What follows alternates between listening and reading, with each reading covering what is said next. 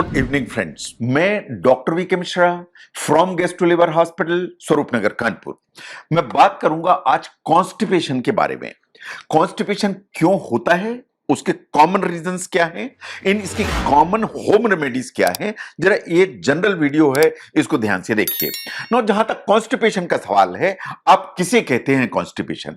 अगर आपको एक हफ्ते में 3 बार या 3 से कम होती है लेटरिन, तो ये कॉन्स्टिपेशन की कैटेगरी में आता है।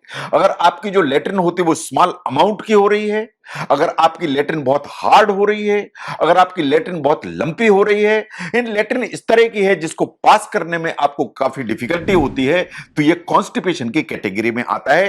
तो इन दोनों चीजों को ध्यान से देखिए। नो, जो कॉन्स्टिपेशन है आपकी बहुत सारी खाने की चीजों पर डिपेंडेंट है। अगर आपकी जो खाने की चीजें हैं उनमें बहुत हाई फैट मीट है, या आपने मीट खाया और उसमें फैट की अमाउंट भी ज्यादा है, तो मान के चलिए कि आपको कॉन्स्टिपेशन होगा। आपने ज्यादा मात्रा के डेयरी प्रोडक्ट लिए, आपको कॉन्स्टिपेशन होगा। अगर आपने अंडे ज्यादा खाए, आपने रिच डेजर्ट्स लिए, तो ये कॉन्स्टिपेशन करने की ताकत रखती हैं।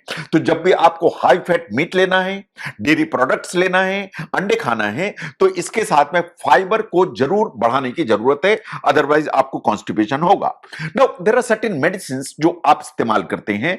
कुछ मेडिसिन ऐसी हैं जो आपको कॉन्स्टिपेशन लेके चलती हैं। इसके बारे में आपको अपने डॉक्टर से बात करने की जरूरत है। अगर आप पेन किलर रेगुलर लेते हैं तो कॉन्स्टिपेशन होगा। कुछ ब्लड प्रेशर की दवाइयां कॉन्स्टिपेशन लेके चलती हैं। अगर आप एनीमिया के लिए आयरन सप्लीमेंट लेते हैं तो आयरन डेफिनेटली कॉन्स्टिपेशन लेके चलता है। बहुत सारी प्रॉब्लम्स जैसे जो दवाइयां हैं जो क्रॉनिक किडनी डिजीज या किडनी के पेशेंट इस्तेमाल करते हैं, वो कॉन्स्टिपेशन लेके चलती हैं। अगर आपको मसल स्पाज्म है, उसके आपको दवाइयां खाते हैं, उनसे कॉन्स्टिपेशन होगा। जो anti anxiety, anti depressant, anti psychotic medicine होती हैं, इनसे भी सबसे कॉन्स्टिपेशन होने की संभावना बढ़ती है। नो, अगर आपको एंजाइटी स्टेट है, अगर आपको छोटी चीजों पर बहुत स्ट्रेस लेने की आदत है, तो एंजाइटी के चलते आपका ब्लड प्रेशर ऊपर जाएगा, आपकी पल्स की रेट बढ़ेगी एंड आप स्वेट ज्यादा करेंगे। अल्टीमेटली ऐसा देखा गया है कि जो एंजाइटी स्टेट है वो कॉन्स्टिपेशन को लीड करती है। इसलिए कि जो इंटेस्टाइन की जो मसल्स हैं, जो एक इंटेस्टाइन के मूवमेंट के लिए जिम्मेदार हैं, जो प्रोपल्शन के लिए जिम्मेदार हैं, एंजाइटी के चलते वो अफेक्ट हो जाती हैं and constipation is a very common problem. Now look at the pregnancy. During pregnancy constipation is a common problem. तो इसलिए अगर प्रेगनेंसी है तो डेली एक्सरसाइज चाहिए, फ्लूइड की अमाउंट बढ़ाने की जरूरत है, इन फाइबर बढ़ाने की जरूरत है ताकि कॉन्स्टिपेशन आपको परेशान ना करे। Now look at the irritable bowel syndrome. जो इरिटेबल बाउल सिंड्रोम है वास्तव में one of the psychosomatic disorders माना जाता है। जो इरिटेबल बाउल सिंड्रोम है वो 3 वैरायटी का होता है। वन इज आईबीएस या irritable bowel syndrome constipating, irritable bowel syndrome diarrhoeal and irritable bowel syndrome mix और अनस्पेसिफाइड। तो जो इरिटेबल बाउल सिंड्रोम है वो पेट में ऐंठन मरोड़ा कर सकता है, गैस बन सकती है एंड बहुत स्पाज्म आ सकता है। एंड अगर आईबीएस-सी है या इरिटेबल बाउल सिंड्रोम कॉन्स्टिपेटिंग है तो कॉन्स्टिपेशन बहुत डोमिनेंट प्रॉब्लम खड़ी हो जाएगी। ये बात सही है, इन बिना दवाइयों के आपका काम नहीं चलेगा। इसके अलावा बहुत सारी न्यूरोलॉजिकल कंडीशंस हैं, चाहे वो पार्किंसोनिज्म हो, चाहे मल्टीपल स्क्लेरोसिस हो, ये उस तरह की समस्याएं हैं जो कॉन्स्टिपेशन लेके चलती हैं। इसलिए फाइबर सप्लीमेंट कभी कभी इंपॉर्टेंट हो जाते हैं।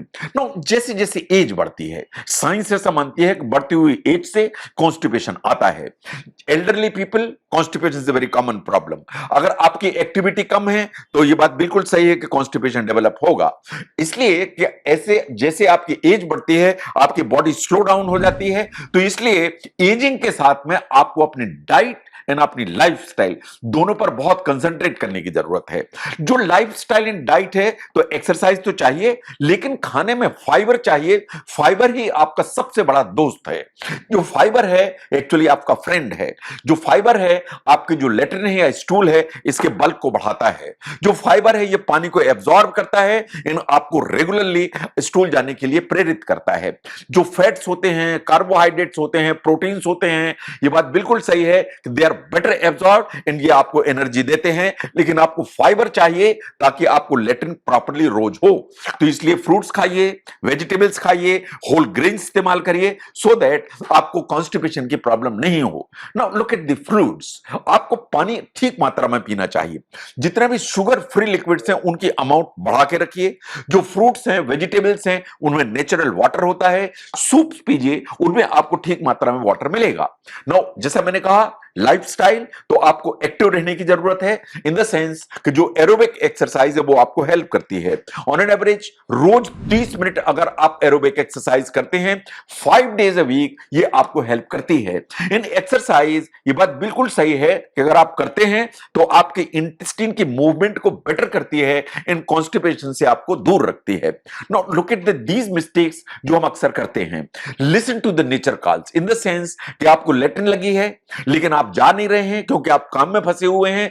इस तरह की जो इग्नोरेंस है या इग्नोर आप करते हैं, ये ठीक नहीं है। अगर आपको अपना जो एक नेचर का जो कॉल है उसको इग्नोर करने की आदत है, उसको सप्रेस करने की आदत है, इन लॉन्ग रन में ये आपको प्रॉब्लम बड़ी होगी।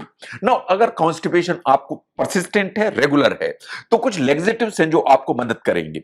जो लेग्जेटिव्स हैं ये 4 कैटेगरी में आते हैं। बल्क फॉर्मिंग एजेंट्स होते हैं जो लेट्रिन की मात्रा को बढ़ाते हैं। देयर आर स्टूल सॉफ्टनर जो लेट्रिन को नरम करते हैं। देयर आर प्रोपल्सेंट्स जो इंटेस्टाइन की स्पीड को बढ़ाते हैं। इन कुछ परगेटिव्स होते हैं जो बिल्कुल लेट्रिन को लूज करके आपको कॉन्स्टिपेशन से छुटकारा दिलाते हैं। Now look at the enemas. जब भी आप एनिमा इस्तेमाल करते हैं तो आइडियली स्पीकिंग आपको नहीं इस्तेमाल करना चाहिए विदाउट एनी सुपरविजन, इसलिए कि ये आपकी इंटेस्टाइन की लाइनिंग को डैमेज करने की ताकत रखते हैं। एनिमास हैबिट फॉर्मिंग हो सकते हैं। इन कौन सा एनिमा यूज करना है या चूज करना है वो डॉक्टर से जरूर बात करिए। जैसे आयुर्वेद में भी बस्ती क्रिया सजेस्ट की जाती है, लेकिन बिना सुपरविजन, बिना सलाह उसको इस्तेमाल मत करिए। लेकिन कभी ऐसा होता है कि जो कॉन्स्टिपेशन है वो मेडिकल इमरजेंसी होती है। अगर आपको लगता है कि डाइट से, लाइफस्टाइल चेंज से, लिक्विड बढ़ाने से इनसे फर्क नहीं पड़ रहा है, या आपके पेट में बहुत ज्यादा दर्द हो रहा है, आपका पेट बहुत तन गया है, आपको गैस नहीं पास हो रही है, या लेट्रिन जो हो रही है उसमें कभी ब्लड दिखाई देता है, तो आपको अपने डॉक्टर से बात करने की जरूरत है, क्योंकि ये जो कॉन्स्टिपेशन है ये इमरजेंसी है। तो कॉन्स्टिपेशन कॉमनली आपकी लाइफस्टाइल या डाइट के चलते क्यों होता है, और आप अपने लाइफस्टाइल एंड डाइट में क्या चेंज करें तो इससे छुटकारा पा जाएंगे, इसको समझने में अगर ये वीडियो हेल्प करता है जरूर शेयर करें। मैं doctor V K Mishra from guest liver hospital, Swaroop Nagar, Kanpur. Thank you very much.